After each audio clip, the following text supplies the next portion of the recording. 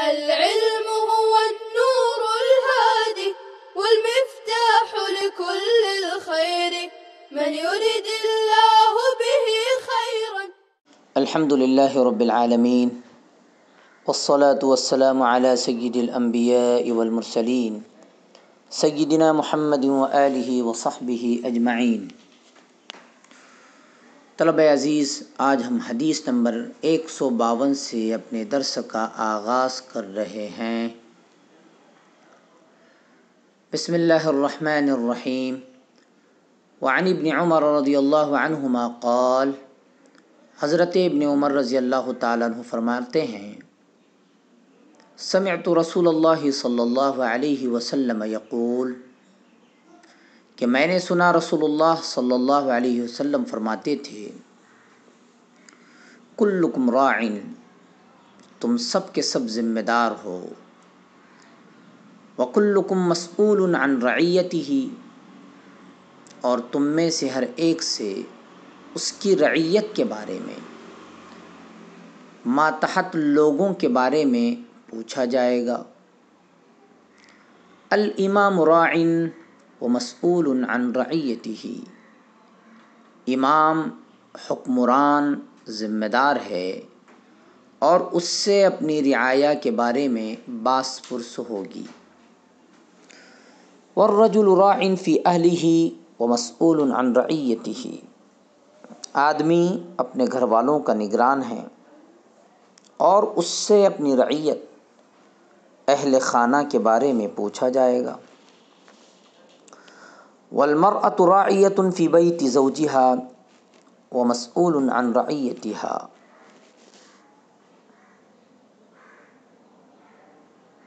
عورت اپنے خاوند کے گھر کی نگران ہے اور اس سے اپنی رعیت، گھر میں رہنے والے بچے اور دیگر افراد کے بارے میں باس پرس ہوگی۔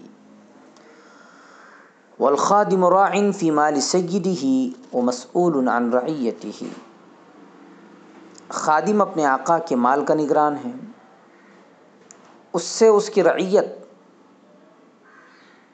یعنی مال و اسباب کے بارے میں پوچھا جائے گا۔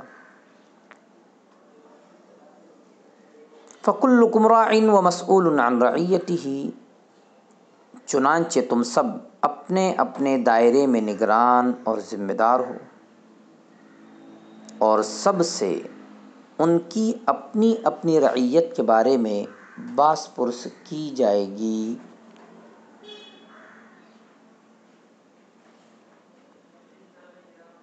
رعیت اس چیز کو کہتے ہیں جو نگہبان کی حفاظت و نگرانی میں ہو۔ عموماً کہا جاتا ہے کہ فلاں ملک کی رعایا، مطلب یہ ہے کہ اس ملک کے حکمران کے ذمے اور اس کی حفاظت میں ہیں۔ الامیر راع، علامہ خطابی رحمہ اللہ فرماتے ہیں، حدیث بالا اس لحاظ سے نہایت اہمیت رکھتی ہے کہ اس حدیث میں معاشرے کے ہر فرد کو، چاہے حاکم ہو یا ملازم، مرد ہو یا عورت، سب کو اپنے کام کے اعتبار سے ذمہ دار قرار دیا گیا ہے۔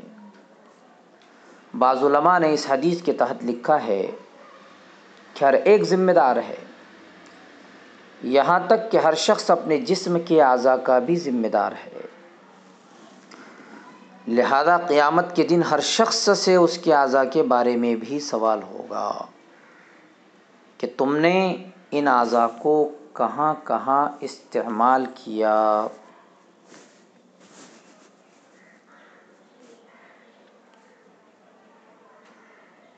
وعن عمرو بن شعیب عن ابیہ عن جدہ رضی اللہ تعالی عنہ قال، حضرت عمرو بن شعیب رضی اللہ تعالی عنہ اپنے باپ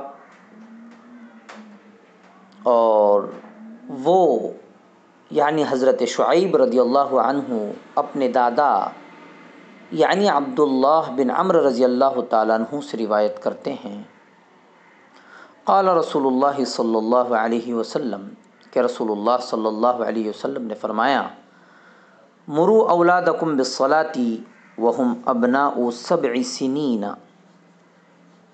جب تمہارے بچے 7 سال کے ہو جائیں تو انہیں نماز کی تلقین کرو، اور جب 10 سال کی عمر کو پہنچ جائے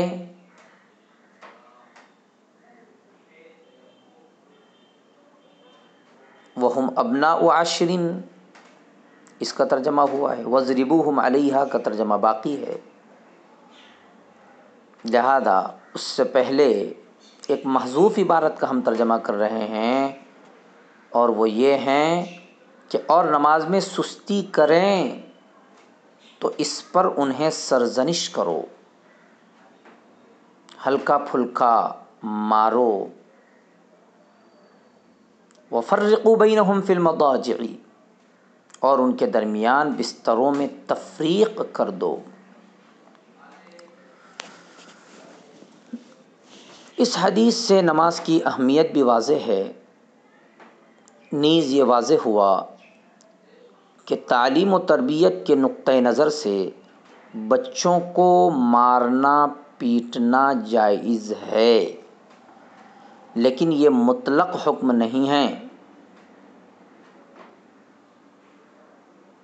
آگے مزید وضاحت کی جا رہی ہے، تاہم یہ مار وحشیانہ انداز سے نہ ہو، بلکہ اس طریقے سے ہو کہ بچے کی تربیت بھی ہو جائے اور اسے کوئی جسمانی نقصان بھی نہ پہنچے۔ یہ فلسفہ بالکل غلط ہے کہ بچوں کو کچھ نہ کہا جائے، مار پیٹ تو کجا، ڈانٹ ڈپٹ سے بھی گریز کیا جائے،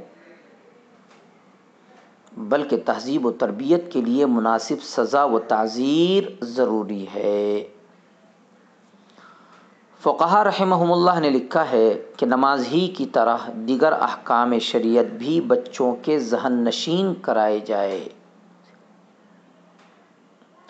اور ممکن ہو تو ان کی عملی مشق بھی، جیسے رمضان میں حسب عمر اور حسب طاقت بچوں سے چند روزے رکھوائے جائیں۔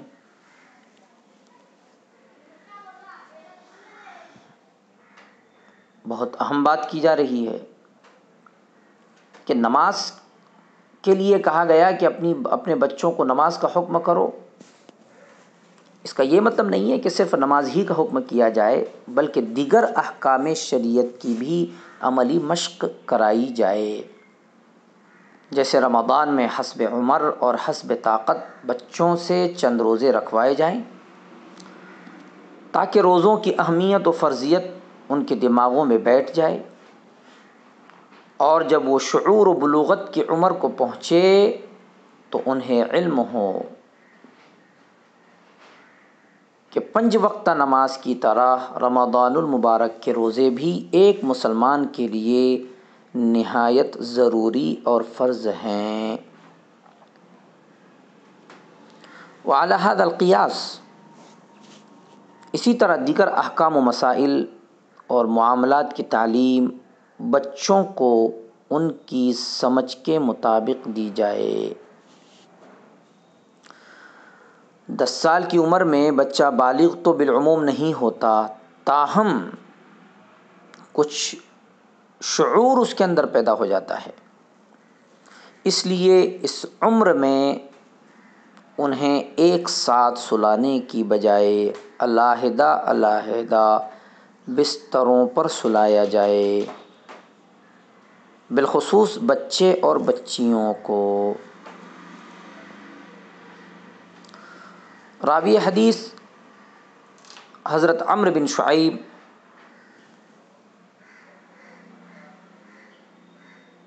ابو ابراہیم ان کی کنیت ہے، نام و نسب عمرو بن شعیب بن محمد بن عبداللہ بن عمرو بن عاص سہمی قرشی مدنی ہے، طائف میں رہائش پذیر ہو گئے تھے۔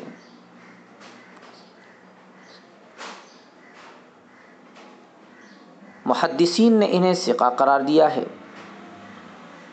118 ہجری میں وفات پائی۔ حضرت شعیب بن محمد ثقہ تابعین میں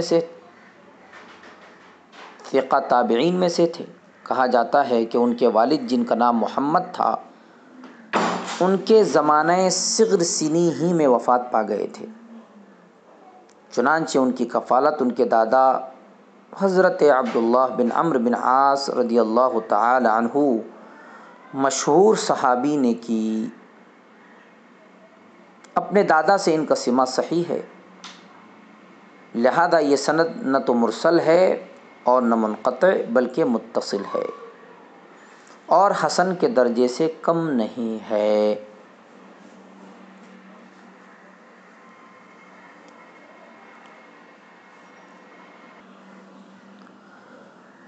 باب حق الجاری والوصیۃ بہ.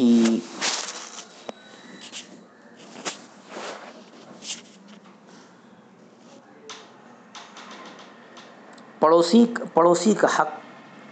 باب حق الجاری والوصیۃ بہ. پڑوسی کا حق اور اس کے ساتھ حسن سلوک کی تاکید کا بیان. اعوذ باللہ من الشیطان الرجیم.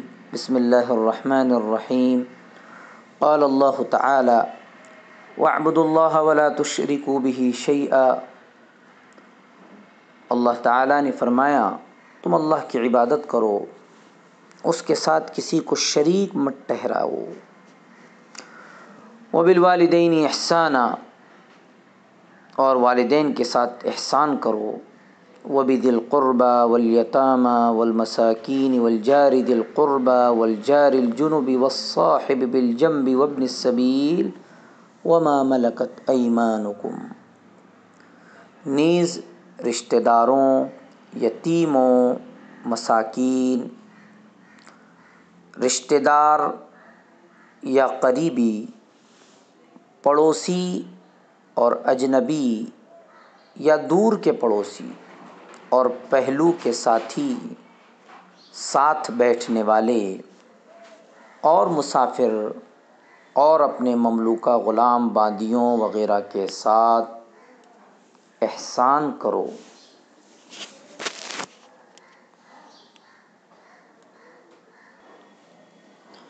وعن ابن عمر وعائشة رضی اللہ عنہم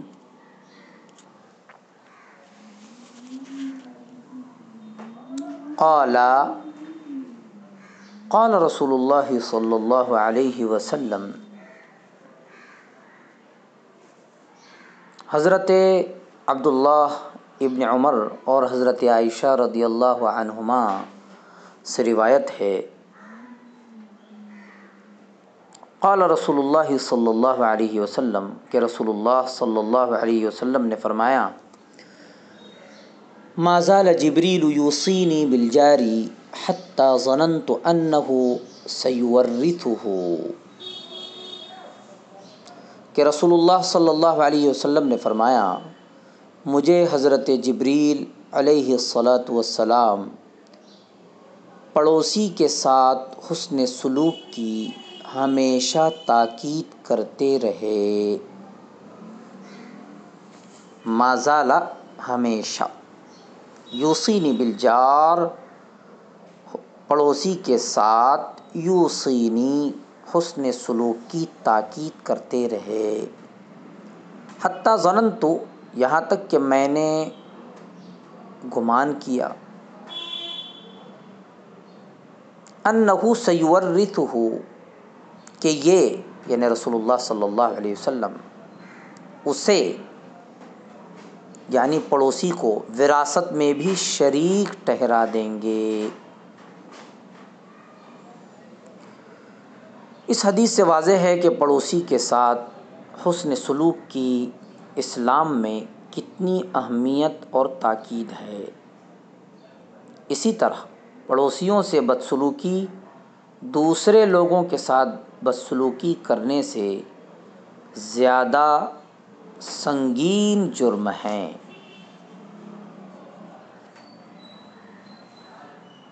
ما زال جبریل، اس جملے سے کثرت کی طرف اشارہ ہے. یعنی اس بات کی طرف اشارہ ہے کہ یہ حکم اللہ کی طرف سے آیا ہے، یعنی حضرت جبریل علیہ السلام کا تذکرہ اس بات کی طرف دلالت کرتا ہے کہ یہ حکم اللہ کی طرف سے آیا ہے۔ حتیٰ ظننت انہ سیورثہ، پڑوسی کے بارے میں مجھ کو خیال ہوا کہ وہ پڑوسی کو وارث بنا دیں گے۔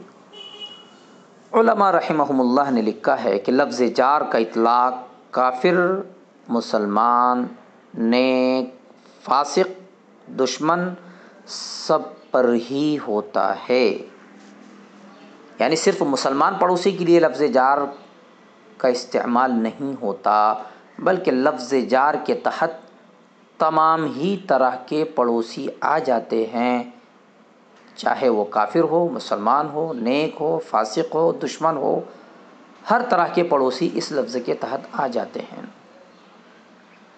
سیورثہ، بار بار اتنی تاکید کے ساتھ پڑوسیوں کے حقوق کے بارے میں حکم آیا کہ صرف اس کو وارث بنانا ہی باقی تھا،